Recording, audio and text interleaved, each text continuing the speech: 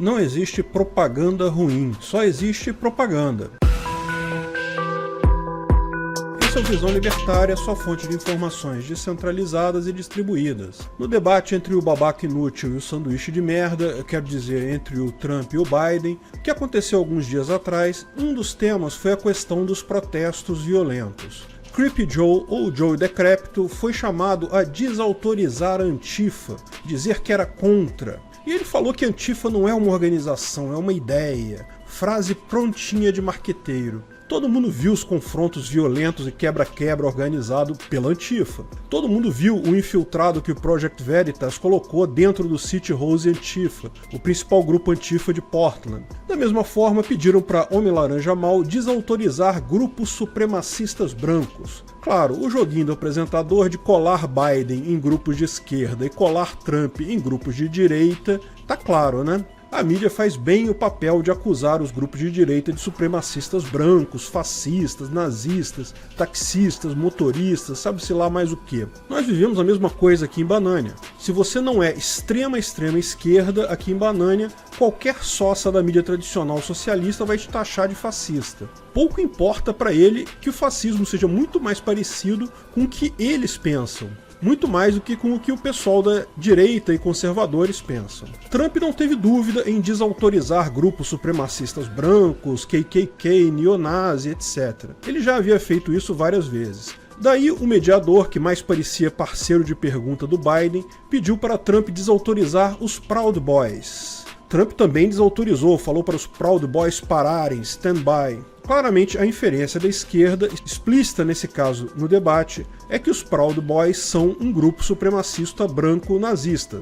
Mas será que é mesmo? Bem, o fato é que, enquanto Antifa é uma palavra corrente na mídia tradicional socialista, eles evitam sequer falar o nome dos Proud Boys. Como resultado disso, muita gente conhece Antifa, mas muita gente sequer conhece os Proud Boys. A mera menção do nome deles no debate presidencial fez as buscas pelo grupo americano aumentarem muito, e as inscrições, os caras receberam uma avalanche de novos filiados nos últimos dias. Como eu sempre digo, não tem propaganda ruim. Os caras foram mencionados num insulto querendo ser associados a supremacistas brancos e ainda assim se deram bem com a mera menção do nome deles num evento popular. Quem já não gostava deles continuou não gostando, lógico, mas das pessoas que ouviram falar deles agora, pelo menos uma parte gostou. Mas afinal, quem são os Proud Boys? Bem, os caras são um grupo conservador, muito atuante lá em Trumpilândia, com algumas conexões também em Montana do Norte, aquele lugar que alguns ainda chamam pelo nome antigo de Canadá. O grupo surgiu nas entranhas do 4chan e também de uma revista conservadora chamada Takimag. O nome, na verdade, é uma piada por conta da música Proud of Your Boy, da versão teatral da peça Aladdin. O líder era Gavin McInnes, um jornalista muito influente, um cara bem conhecido. Ele era um dos donos e fundadores do portal de notícias Vice. Sim, aquele portal totalmente socialista que você pega câncer só de passar os olhos na notícia lá.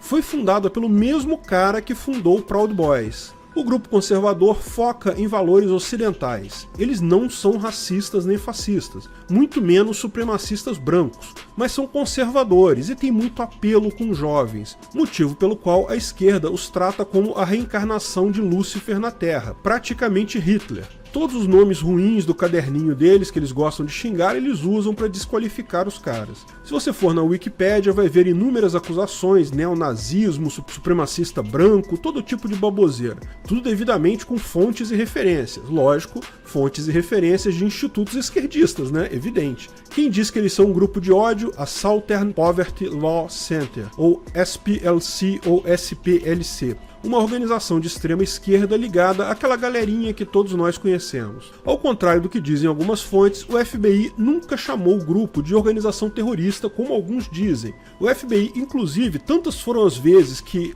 surgiu essa notícia, o FBI fez um anúncio explicitamente falando que nunca havia classificado o Proud Boys como uma organização terrorista violenta. Mas a esquerda jura que os caras são supremacistas brancos e violentos porque cometem violência política. Pode ver lá na Wikipédia, violência política. Sabe aquele tipo de violência que é você ser mal com o seu adversário, deixar ele sem resposta porque ele não tem argumentos contra os seus? Pois é, isso é violência política para eles. O fato é que eles não podem deixar você pesquisar sobre o caso, porque senão você descobre que, por exemplo, um dos atuais líderes dos Proud Boys é um latino negro, Enrique Tarry, um descendente de refugiados cubanos. Você vai encontrar inúmeras vezes que os líderes denunciaram o racismo, eles são contra o racismo, eles se opuseram a organizações supremacistas brancas, eles abertamente aceitam membros de qualquer raça e deixam claro o ponto deles, valores ocidentais do conservadorismo. E como eles defendem isso através de protestos pacíficos, produção de conteúdo, recrutamento de novos membros.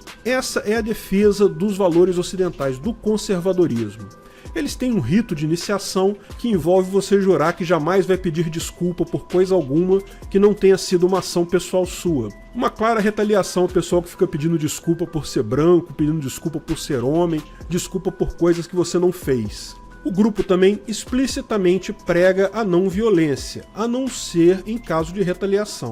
E prega também a ação política pelo convencimento, pelo argumento. As únicas vezes que se envolveram em confusão foi justamente quando foram confrontados, a maior parte das vezes por antifas, mas também por outros grupos esquerdistas. O que a esquerda teme tanto no grupo é justamente a capacidade deles de recrutar novos membros. Tem um apelo muito grande, principalmente entre jovens. E nesse ponto, a insistência deles em classificar os Proud Boys como racistas pode ter saído pela culatra. É o que eu falei, não existe propaganda ruim. Se o nome da marca é muito comentado, mesmo que seja como crítica, isso tem um retorno positivo para a marca, porque ela ganha espaço, ganha reconhecimento. O lado ruim, a crítica, mesmo que seja válido num primeiro momento, rapidamente é esquecido ou pode ser contornado por outros meios. Portanto, toda propaganda elogiosa ou crítica acaba sendo positiva. O pessoal que faz vídeos criticando o meu canal, por exemplo, eu agradeço a todos vocês. Propaganda ruim não existe, vocês estão ajudando a divulgar o meu canal.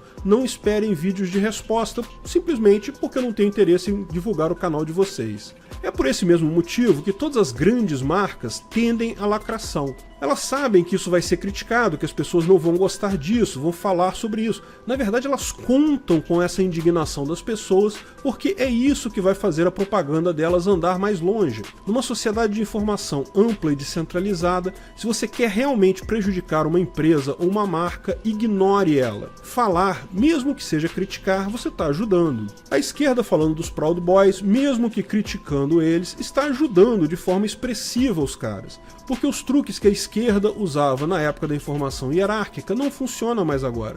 Antes as pessoas tinham pouquíssimos canais de informação para saberem da verdade.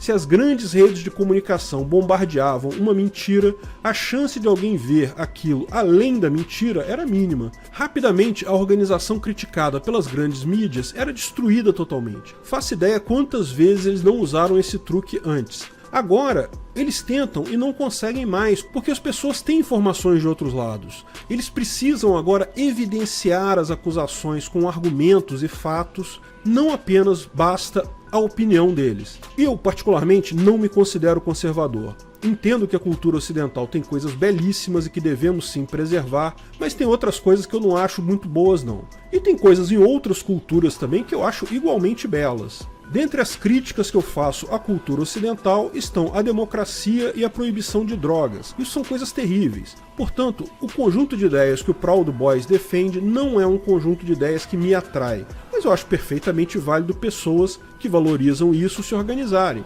Lógico, o uso de violências e ataques físicos contra qualquer outra pessoa torna o movimento ilegítimo à luz da ética libertária e eu também condeno qualquer uso de violência. Acho chato pessoas da esquerda que simplesmente ficam associando a organização a termos como supremacista branco, racista, nazista, meros insultos sem fundamentação em fatos ou argumentos. Mas veja, eu acho isso chato, embora isso não fira a ética libertária.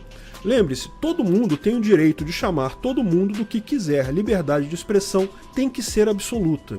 Também é importante a gente se tocar nisso porque a gente já está vendo isso atual. A esquerda bananense taxa todo mundo fora da esquerda de fascista, supremacista branco e bolsonarista. Então eu, você, qualquer pessoa que não seja da extrema esquerda, mais dia menos dia vamos ser xingados com esses insultos. Felizmente isso não tem importância hoje, como mostra o caso do Proud Boys, e tende a ter cada vez menos importância com o passar do tempo, justamente porque quanto mais informação você tem, mais fontes as pessoas têm para pesquisar por conta própria, menos eficaz é a estratégia de forçar uma opinião não embasada. Meu ponto básico é mostrar como o libertarianismo já está se impondo nas relações pessoais, mesmo das pessoas que não são libertárias. Mesmo as pessoas que não querem o libertarianismo, a própria esquerda está se tornando libertária. Pessoas vão xingar as outras de nomes feios independente de qualquer coisa. Elas já faziam isso antes, vão continuar fazendo agora. E isso não vai afetar mais quem é xingado justamente pela informação ampla e descentralizada, porque as pessoas podem pesquisar de forma independente. E daí, se a crítica for real, for uma coisa válida, a pessoa vai ser criticada e vai sofrer aquilo. Mas se não for, as pessoas vão enxergar por trás da mera crítica. O único ponto de violência que ainda existe é o Estado, mas ele não vai existir por mais muito tempo. Obrigado pela audiência. Se você gostou desse vídeo, clique no like e compartilhe ele em suas redes sociais. Se inscreva no canal para nos ajudar, clicando no botão vermelho abaixo. Se quiser ser avisado de novos vídeos, clique no sininho ao lado. Saiba mais sobre o nosso projeto no site visãolibertaria.com. Lá você pode sugerir novos artigos, escrever artigos, patrocinar e muito mais. Confira visãolibertaria.com. Até a próxima!